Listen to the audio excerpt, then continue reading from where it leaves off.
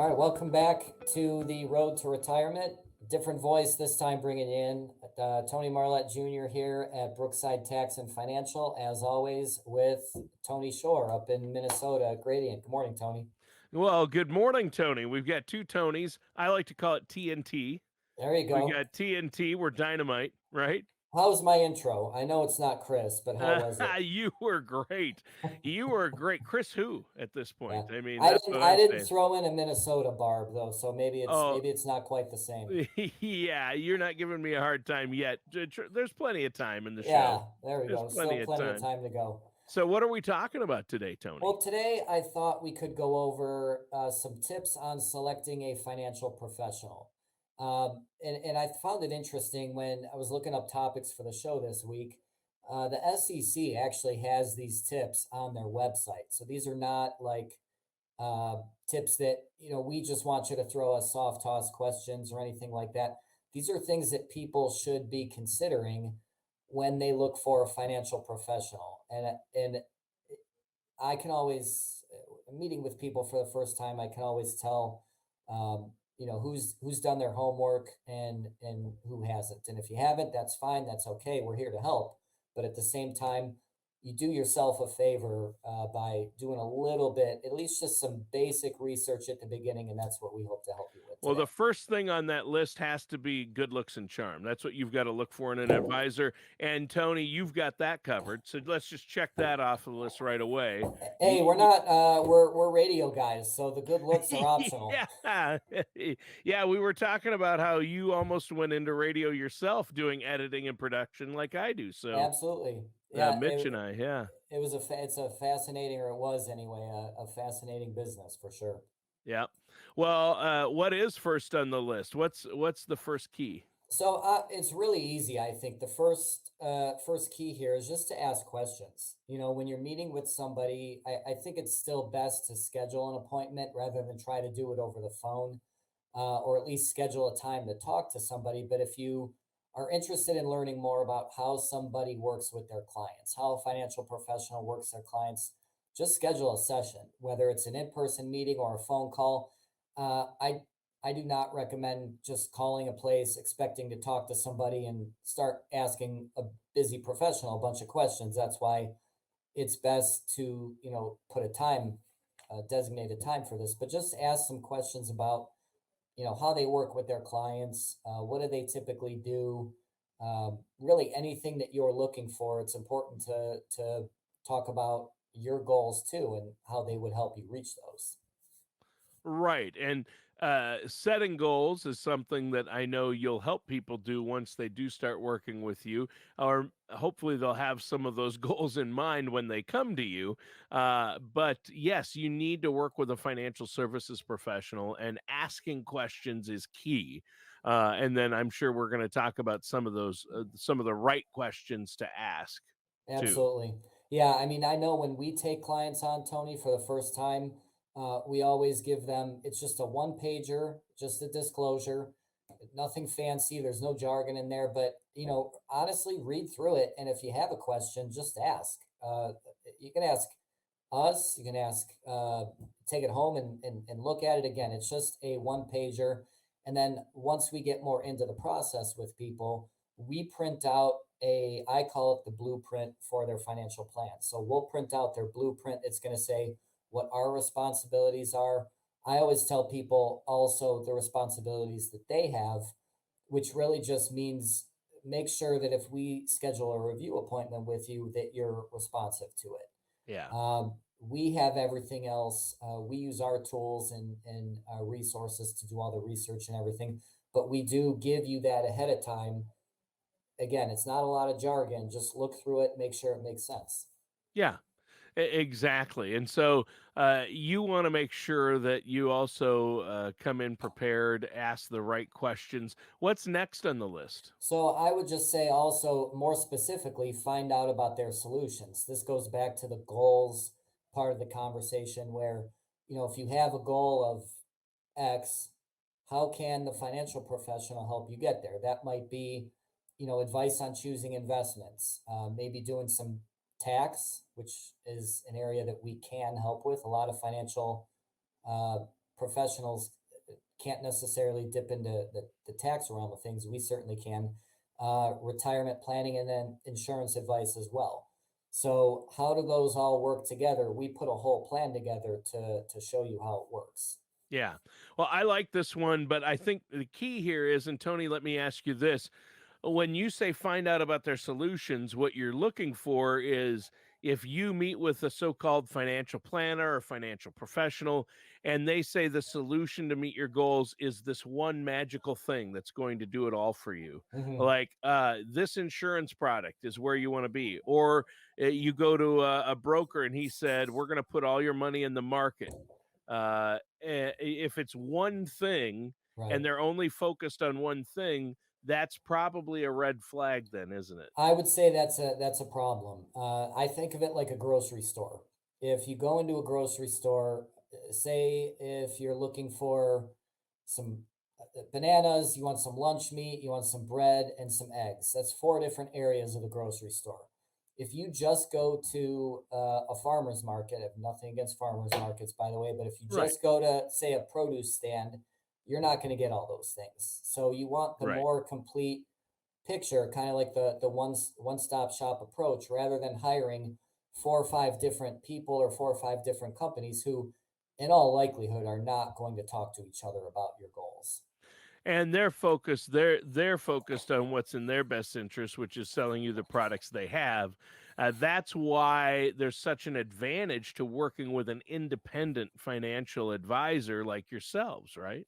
Yeah, absolutely. And then, it's about too, are you getting just a one-time review or is it actually a financial plan? There's a big difference. Yeah, a written plan. So what's next? So understanding costs and fees. A lot of times, we were talking about this before we went on. There's a lot of businesses out there nowadays that have become commoditized. I Yes. don't I don't doubt that just picking investments has become commoditized. You can go on an app, you go on a website, you can get robo portfolios for pennies on a dollar. What you want to find out is if you're paying fees to somebody, what you're getting in return. It should not just be security selection or stock selection. It should be, as we mentioned, the full financial plan, taking a future income, taxes, possibly things like a Roth conversion, life insurance, long term care, all that into consideration into one thing. And then this way, if you are paying fees, it doesn't become a conversation of, well, wait a minute, I'm paying X amount for these people to work with me versus I'm on my online broker and I'm only paying a fraction of that. It's about value. Right. Yeah, true. So that's a really important one. And I know that you and Chris and your staff there are very transparent about the fees and how you get paid, and it's all up front. And the benefits, the cost benefits that you offer your clients are so great. So I think that's important to look at. What's next? Yeah, and remember, cost is just a number in the absence of value, and that's something that a lot of financial people, Warren Buffett probably coined that one, but I've always Yeah, liked it. yeah, Ask your financial professional about their experience. There's nothing wrong with working with somebody that doesn't have 15, 20, 30 years under their belt, but just make sure then that they're experienced in doing what you want to do, or that there's somebody kind of there that can make sure that these things can be done.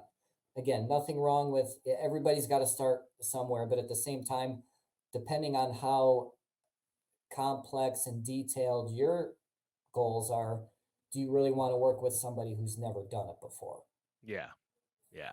Yeah, that's huge. And I think when you ask about experience, you can ask, are you a fiduciary? What's your experience? What type of designations do you have? Yeah, and it doesn't have to be like you say 20 or 30 years, but they have to know what they're doing across the board. Can they help you, or can someone in their office help you with Social Security? Can somebody help you with investments? Can they help you with if you want a safe money option or principal protected options? I think asking about these things, what they offer, and about their own personal experiences is a good one. That's a big one. In my opinion, that should probably be number two. I would agree. I mean, I like when people come in and ask about our experience or my experience because I can tell them. I mean, I've done a lot in this business since 2005 with, you know, insurance and trading and sales support, client services, and then the last 8 as an advisor. So, And then uh, there's the 100 or 120 years experience that Chris Anselmo has. On top that's of that, what you don't have, he's sure to have that's over the right. last what? How long has he been doing this? 100 years? Yeah, you know, with his knowledge base, it certainly I'm feels kidding. like that. But no, you're not wrong. No, he has been doing it a while though, but yeah, I mean, with the staff there, it's just unbelievable, and I know how closely you and Chris work together to help your clients, and that's amazing. Yeah, and we're growing too. We're bringing new people on all the time, so it feels like all the time. We're not growing too big, but we're definitely moving in the right direction. Sure. The last one, this one just it's kind of funny, but at the same time, it's actually very serious. Asking your financial professional if they have any disciplinary history. So very simply, Huh. disclosures. This is So one I haven't heard mentioned, but I love you guys' honesty. I think disclosures is one thing that a lot of advisors avoid talking about, especially on their shows. And so this one surprised me, disclosures. yeah, so there's a very easy way if you don't want to ask your financial professional or your potential financial professional. There's a very easy way to find out at finra.org/broker check. Anybody who is licensed, and I mean anybody, myself included, Chris included, anybody who is securities licensed is going to have a profile on that site, and it's going to say yes, they have disclosures. Here they are. No, they don't have disclosures, and there's nothing listed. So the funny part of this, I find it funny. Um, you have to just because somebody has a disclosure doesn't necessarily make it any kind of red flag. And I'll give you an example here. FINRA will regulate absolutely anything and everything, and same with the SEC. So when True. I was on the bank broker dealer side, as an investment, I was kind of like a junior advisor, and I was progressing and had made the transition up to a senior advisor, but it was still kind of like a reapplication process. So the hiring manager came out to me and said, make sure if you have any disclosures or anything like this that's listed on finra.org/broker Yep. check. And I said, Yep. no way, man, I'm squeaky clean. I'm good. I don't have anything. So just by coincidence, I was doing a credit check that maybe that night or a couple nights later. And I came across, I had done a compromise with a creditor over some medical bills. I had like $600 in medical bills that I was in the progress of paying down. And I settled with the company to pay all at once. So I think I offered to pay, or they told me I could pay like half all at once and just be done with it. So I said, okay, fine. I'll pay half all at once, be done with it. Well, guess what? That's considered a compromise. And I had to disclose that on my FINRA. And I almost found out the hard way that I was not disclosing things. And if you go on my FINRA, my broker check to this very day, that disclosure is still there. Now, that has nothing to do with me being an investment advisor or me giving investment advice or me not doing what's It's right. actually you being smart and saving money on your medical bill. I mean, the fact that you can negotiate your medical bill in a lot of cases, you can do that. That's another great point. We could do a whole show on that. Right. But sometimes, if you're willing to pay it all up front, they will give you a break. And I don't know how that could be something you'd need to disclose. It was That's just the unbelievable. FINRA rules are crazy. They really are. And so Yeah, that's my point where I say disclosures. Somebody listening is going to go to my broker check and say, well, wait a minute, this guy has a disclosure. Well, yeah, but at the same time, you have to look at what it is sure. and take it with a grain of salt. That's, Exactly. I Yeah, mean, but that I've is a all, good thing to look at, and I'll tell you what, I think you buried the lead though here when at the beginning, I was listening to what you're saying, and you're saying if you have a securities license, you'll be registered with FINRA. Well, that's another key. If you're working with a so-called financial professional and they're not registered in there, Right. then that's a big red flag, because you want to make sure they're licensed in all these different areas. Like, you want to make sure that I would say I would want to work with somebody that is security licensed and Yeah. does have to go through FINRA, right? Yes. Yeah, absolutely. And I mean, if you, a lot of insurance offices will have a setup where they have an insurance agent, and maybe the client recommend or says something to the insurance agent, hey, can I do some investing with you? Maybe the insurance agent is not licensed, then they really should be bringing somebody else in Sure. to complete the rest of the, I don't want to say the sale, but the plan. Yeah. Yeah. The plan or the strategy. Yeah. Right. Yeah. So that's good. Well, disclosures, that's an interesting one to end with, but definitely check those designations and disclosures. So, how can our listeners set up a consultation? I know you and Chris offer no charge consultations, and there's no obligation, but you'll sit down with people, look at where they're at, and explain how you could help them. Absolutely. Yeah, you can give us a call, 440-886-3550. Of course, you can visit us online at Brookside, all one word, brooksidetax.com.